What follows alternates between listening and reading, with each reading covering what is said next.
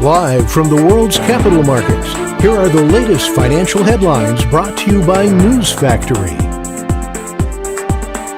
Hello and welcome to our daily financial outlook. Stay with us for more market headlines.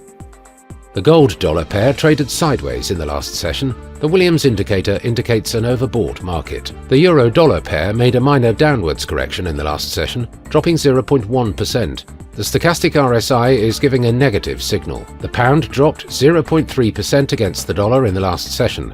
The stochastic RSI's negative signal contradicts our overall technical analysis. The Aussie-dollar pair corrected downwards in the last session, falling 0.1%. The ROC is giving a negative signal, going against our overall technical analysis. Coming up, our chief analyst's choices for today.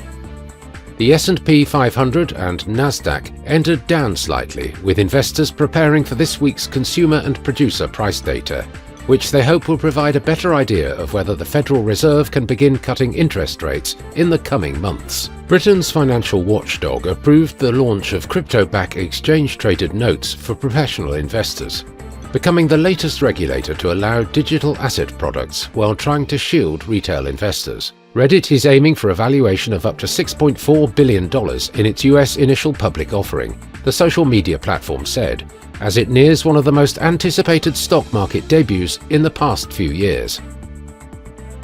Those were today's major economic events, and now moving on to world financial headlines. The US Consumer Price Index will be released at 12:30 GMT. The US monthly budget statement at 1800 hours GMT. Germany's Harmonized Index of Consumer Prices at 0700 hours GMT. The Eurozone's ECOFIN meeting will be released at 0700 hours GMT. The UK's ILO unemployment rate at 0700 hours GMT. The UK's employment change at 0700 hours GMT. We hope that you've enjoyed Tuesday's financial report. On behalf of all of us here, we wish you a productive trading day. Be sure to join us tomorrow morning for the latest news and events from the financial markets.